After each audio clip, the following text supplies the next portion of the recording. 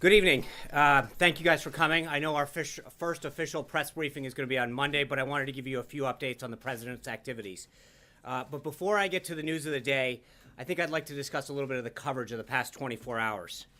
Yesterday, at a time when our nation and the world was watching the peaceful transition of power, and as the president said, the transition and the balance of power from Washington to the citizens of the United States, some members of the media were engaged in deliberately false reporting. For all the talk about the proper use of Twitter, two instances yesterday stand out. One was a particularly egregious example in which a reporter falsely tweeted out that the bust of Martin Luther King Jr. had been removed from the Oval Office. After it was pointed out that this was just plain wrong, the reporter casually reported and tweeted out and tried to claim that a Secret Service agent must have just been standing in front of it. This was irresponsible and reckless. Secondly, photographs of the inaugural proceedings were intentionally framed in a way, in one particular tweet, to minimize the enormous support that had gathered on the National Mall. This was the first time in our nation's history that floor coverings have been used to protect the grass in the mall. That had the effect of highlighting any areas where people were not standing, while in years past, the grass eliminated this visual. This was also the first time that fencing and magnetometers went as far back on the wall, preventing hundreds of thousands of people from being able to access the mall as quickly as they had in inaugurations past. Inaccurate numbers involving crowd size were also tweeted. No one had numbers because the National Park Service, which controls the National Mall, does not put any out. By the way, this applies to any attempts to try to count the number of protesters today in the same fashion. We do know a few things, so let's go through the facts. We know that from the platform where the president was sworn in to 4th Street holds about 250,000 people. From 4th Street to the media tent is about another 220,000. And from the media tent to the Washington Monument, another 250,000 people. All of this space was full when the president took the oath of office.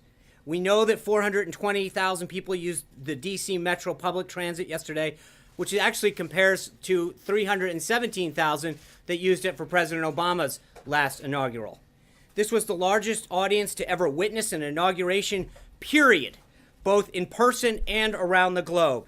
Even the New York Times printed a photograph showing that a misrepresentation of the crowd in the original tweet in their paper, which showed the full extent of the support, depth, and crowd and intensity that existed. These attempts to lessen the enthusiasm of the inauguration are shameful and wrong.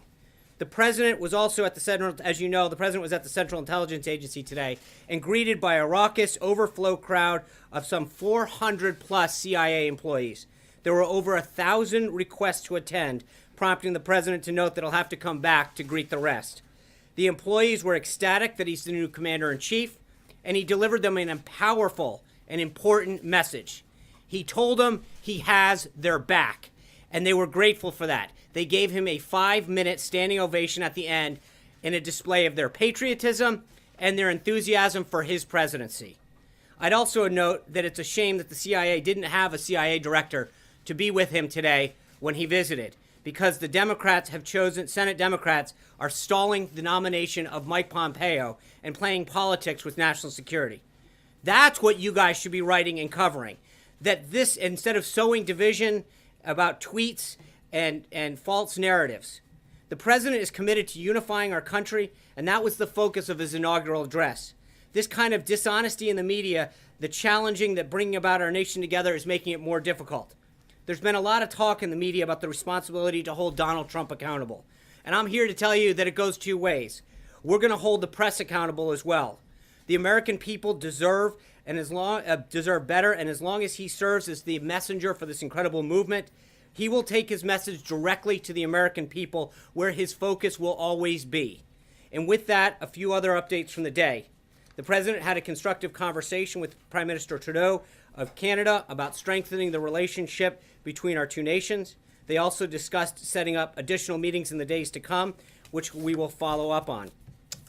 He also spoke to Prime Minister Peña Nieto of Mexico and talked about a visit on trade, immigration, and security that will occur on the 31st. The president will welcome his first foreign leader this Thursday when the United Kingdom's Theresa May will come to Washington on Friday. On tomorrow, the president will oversee his assistants to the president being sworn in. He will then, the staff will then have an ethics briefing and be a briefing on the proper use and handling of classified information. Further updates as far as what he will do. Oh, and then in the evening, he will have a reception for law enforcement and first responders that helped support the inauguration. Thank you guys for being here tonight. I will see you on Monday. Sean, Women's March. How about the Obamacare? Women's March bigger than numbers Trump's and then inaugural? say it was the largest audience ever.